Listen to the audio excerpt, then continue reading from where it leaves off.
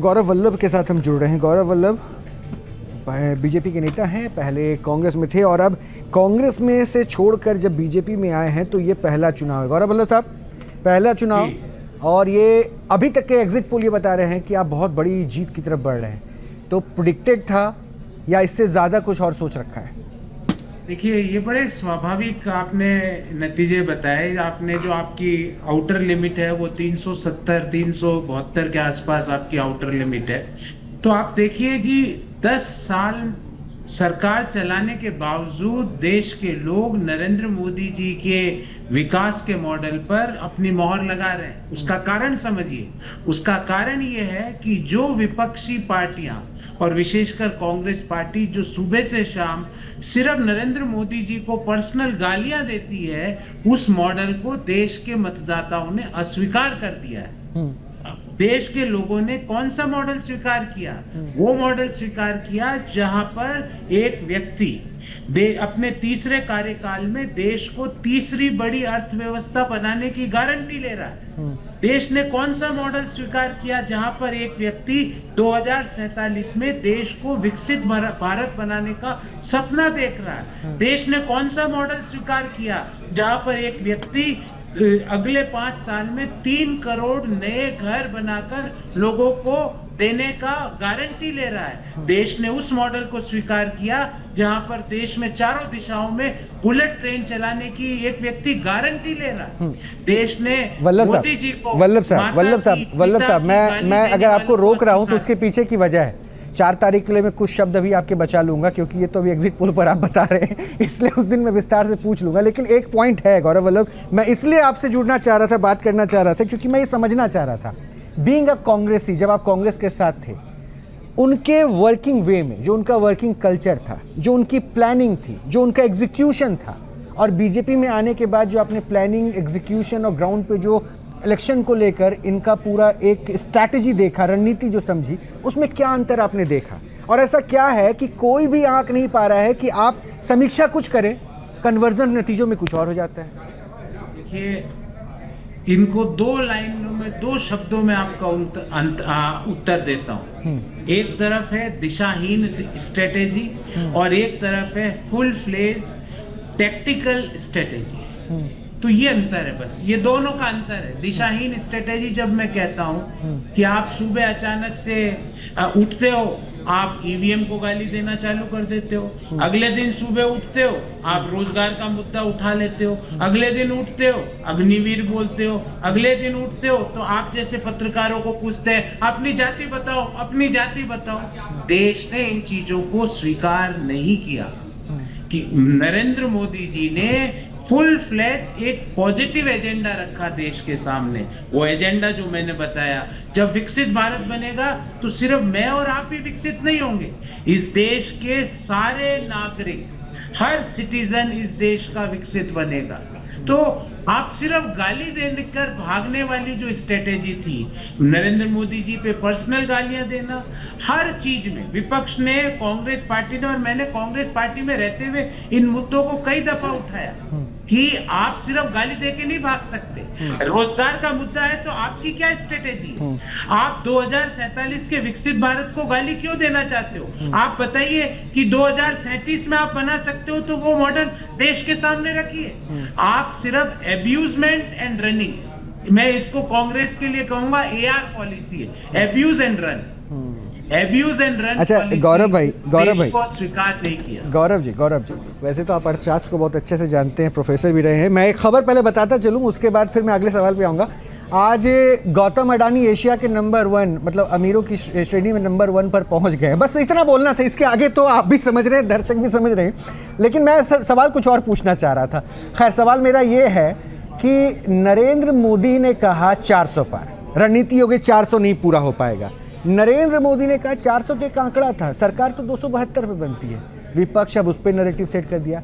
यानी क्या ऐसा था फर्स्ट फेज से जो ये माना जा रहा था कि विपक्ष इस बार अच्छी रणनीति के साथ पिच तैयार कर रहा है, वो ऐसा था ही नहीं? मैदान बीजेपी ने सेट कर रखा था, पिच सेट थे, बल्लेबाजी उनके हिसाब से हो रही थी, क्या था? देखिए, मैं आपको एक चीज बताता हूं एक बच्चे के पेरेंट्स होते हैं, वो सुबह से शाम उस बच्चा जो भी करता है उसको वो सब उसके पेरेंट्स गाली देते जाते हैं। तो 2-3 दिन बाद बच्चा अगर उस पेरेंट्स सही भी बात बोल रहे होते हैं तो समझता है कि ये गलत है। विपक्ष का काम था कंस्ट्रक्टिव क्रिटिसिज्म का, सकारात्मक आलोचना का। आप हर वेल्थ क्रिएटर को गाली। मैं आपको एक उदाहरण देता हूं कि जब एयर इंडिया को टाटा समूह ने खरीदा, कांग्रेस पार्टी ने टाटा ग्रुप को गालियां देना चालू कर दिया। आप अडानी, अंबानी, टाटा, गोदरेज, पेटीएम, बाइजू, हर जो भी वेल्थ क्रिएटर है उसको गाली।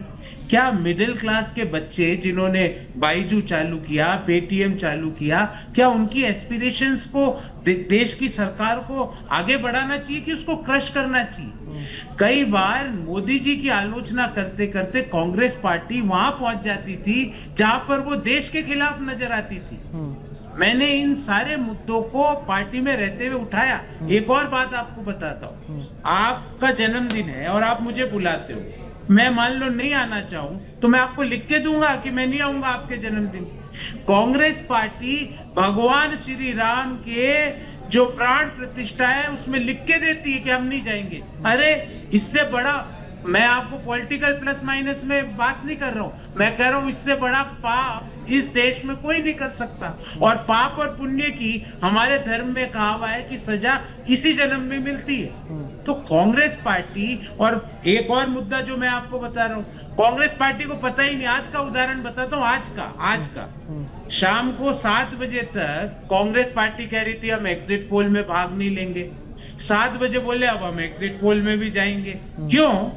क्यों हुआ ऐसा आपको पता है? क्योंकि जो 2-3 लोग जो राज्यसभा से आते हैं, जिन्होंने आज तक क्लास के मॉनिटर का चुनाव नहीं लड़ा, उन्होंने निर्णय कर लिया कि हम एग्जिट पोल में नहीं जाएंगे। क्यों किया होगा? क्योंकि उनको लगा होगा कोई और जाएगा, वो ज्यादा टीवी में चमक जाएगा, मैं पीछे रह जाऊंगा।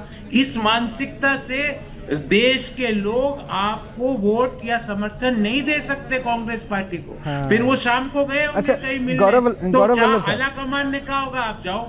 गौरव वल्लभ जी, जरा एक बार एग्जिट पोल के कुछ जो राज्यों के नतीजे हैं ना, थोड़ा उस पर भी मैं चाहता हूँ आप थोड़ा बता दें। राजस्थान में जो एक बार ग्राफिकली अगर पॉसिबल तो चलाइएगा, राजस्थान के जो आंकड़े हैं एग्जिट पोल में हमारे जो आए हैं, उसके बाद बिहार का भी चला दीजिएगा। राजस्थान में आपको सीटों का नुकसान एग्जिट पोल में दिख रहा है। बिहार में आरजेडी इस बार अपना कद बढ़ाती हुई नजर आ रही है एग्जिट पोल में। और यूपी में हालांकि आपको ग्रो तो करते हुए देख रहे हैं, लेकिन एक सीट कांग्रेस को ही मिल रही है। तो आपको कोई गेस कर सकते हैं वो कौन सी सीट होगी जो कांग्रेस जीत रही है यूपी में? और इन 2 राज्यों में सर आपको नुकसान क्यों हो रहा है? यहाँ तो क्लीन मेजोरिटी 2019 में रही थी, 39 सीट आप वहाँ पे बिहार में जीते थे।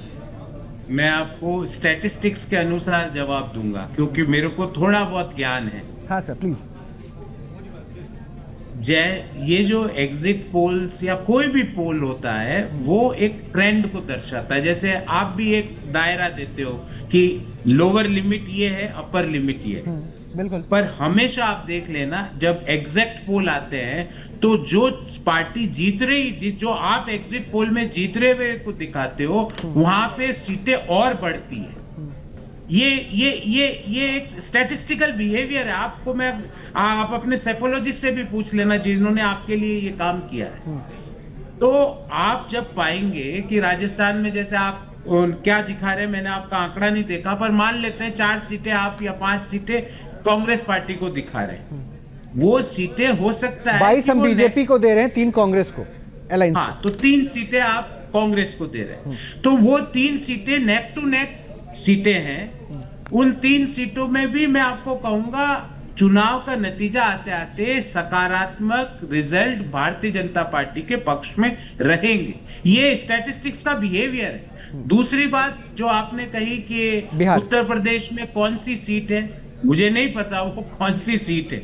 नहीं। मुझे नहीं पता। एनी केसेस रायबरेली, अमेठी, अगर मैं ये 2 सीट आपको ऑप्शन दूं तो मुझे नहीं लगता कि रायबरेली और अमेठी से कांग्रेस पार्टी जीतने की स्थिति में है। हाँ। मेरे पास जो जानकारी है मुझे नहीं लगता। हाँ। पर आपको मैं ये कह सकता हूं कि 10 साल सत्ता में रहने के बाद, हाँ।